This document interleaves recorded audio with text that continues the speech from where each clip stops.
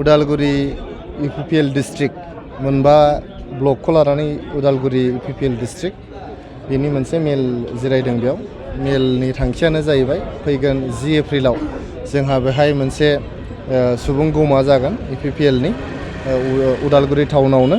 गतिके बे सुबुं गौमायाव मोनसे रेलिबो लानाय जादों। बाहाय रेलि फर प्रग्रेस होननानै बेवहाय जोंनि इउपिपिएलनि गासैबो लिडारशिप, जोंनि मानगोनां चिफ सार, लोगोसे जोंनि एमपि सार, जोंनि मन्त्रि सार इउजि ब्रह्म बिथां, रोंगोरा नार्जारि बिथां आरो जोंनि चिफ सार प्रमद बर' बिथांमोना बेयाव नुजाथिफैगोन आरो जोङो बेहाय टाउनावहाय रेलि खालामनानैहाय दान्दिसे समनि थाखाय जोङो मेल बेहाय जथुमगोन।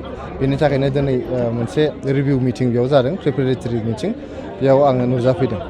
रेलिनि गाहाय थांखियानो जाहैबाय जोंनि बड'लेण्ड ओनसोलाव जे दिनै गोजोन सौफैफिनबाय, जोङो दिनै जौगानायनि लामायाव दावबायगासिनो दङ।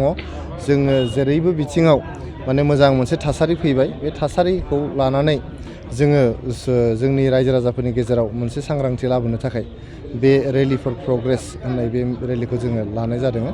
गतिके बेबायदि रेलिया जोंना मोनफ्रोमबो इउपिपिएल डिस्ट्रिक्टआव जागोन। जोंहा 10टा डिस्ट्रिक्ट दं गासै। गिबि खेबनि थाखाय जोङो बेयाव उदालगुरियाव जागायगोन, बिनि उनाव जोंना सिरियालि जालांबाय थागोन।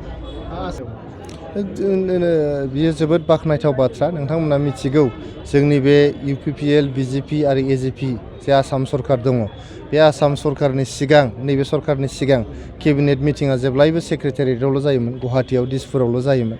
दिनै बे केबिनेट मिटिंफ्रा दाब दाब जिल्लाफ्राव जाहैदों। बिनि सिगां जोंहा क'क्राझाराव जाहैदों, एबार उदालगुरियाव जाफैदों। क'क्राझारावबो गोबां बेबायदिनो पेकेज बिथाङा फोसावबोदों आरो बे पेकेजनि खामानिया अलरेडि क'क्राझाराव स्टार्ट जाबाय। दिनै बेवहाय भेरगावआव फैनानै जोंनि उदालगुरि सिभिल डिस्ट्रिक्टआव फैनानै बिथाङा केबिनेट मिटिंखौ खालामफैनाया खुब गौरबनि बाथ्रा। बेजों लोगोसे गोबां खौथि रां, गोबां बाहाय माने पेकेज बिथाङा फोसावलांदों। बे पेकेजफोरजों जोंनि बड'लेण्ड ओनसोलाबो गुबुन जौगानाय ओनसोलफोरजों माने आगानजों आगान मिलायनानै जौगाफानो हागोन होननानै आं मिजिंथियो। जोंनि उदालगुरि डिस्ट्रिक्ट कमिटि इउपिपिएल बे हान्जाया फैगौ 10 एप्रिलाव मोनसे सुबुं गौमा लादों आरो बे सुबुं गौमानि गुबै थांखिया जाहैबाय इउपिपिएल सरकारा दिनै जौगानायनि लामायाव जिहेतु आगान होदों, बिटिसिखौ सोरगिदिं जौगानायनि जि मोनसे आगान, बे आगानखौ लानानै मोनसे प्रग्रेस रेलि जों आखायाव लादों आरो बे प्रग्रामाव जों खमावनो जोङो 1 लाख सुबुं गौमा ज' जानायनि मोनसे थांखि हाबाफारि लादों। खारन दिनै जोङो इउपिपिएलआ बिटिसि सरकार सालायदों आरो बे बिटिसिआव मोनसे रेकर्ड जानो थांदों। खारन आसाम सरकारा दिनै जोंनो बोसोरे थांनाय दिनफोरावहाय 700-800 कौटिल' थाखा जों मोननो हायोमोन बोसोराव। नाथाय प्रमद बर'नि नेतृत्वआव दिनै जोङो 63 कौटि रां फान्ड मोननो जों खम जादों आरो बेनिखायनो जों देरहासार। आरो थांनाय 2 एप्रिलाव जोंनि भेरगावआवहाय जि मोनसे केबिनेट जदों, बेवहायबो जोङो आसाम केबिनेटआ जोंनो गोबां जौगानायनि आसुनि होनो हादों।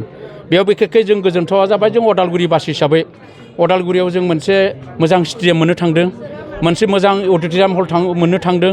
जोंनि गिदिर मोनसे समस्या जिहेतु रेलवे मोनसे फ्लाइअभार जोंहा मोननो थांबाय बे उदालगुरियावहाय। आरो बेजों लोगोसे जोंनि जिल्लायाव बांसिन दै लोंनायनि अभाब माने असुबिदा जायो।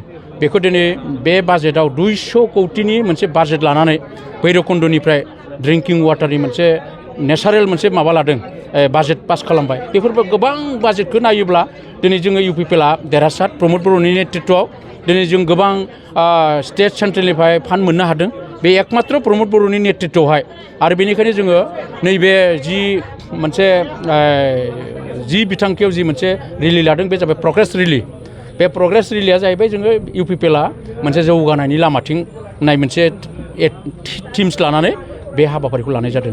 आरो बेनिखायनो बे प्रग्रामाव जोंनि उदालगुरिबासिनि गासै रायजो राजाफोरखौ धोरोम राव बासिलायालासिनो गासैबो बे हाबाफारियाव दोलै नोगोरै बाहागो लानायखौ आं जिल्ला कमिटिनि आफादगिरि हिसाबै खावलायदों गुरैयै, जे बे प्रग्रामखौ ग्रेन्ड साक्सेस खालामोब्ला खसाखै उदालगुरिया जौगानायनि फारसे खौसेथि आवगायलांदों, बेनि मोनसे नेरसोन जानो हागोन। उदालगुरि बबे जायगायाव लादों? जों उदालगुरिनि डायमन्ड फिल्डआव लादों। बे फिल्डआवहाय जोङो बे जि बिथांखिनि जि मोनसे रेलि बेखौ जों बेयाव थाम थिम खालामनाय जादों।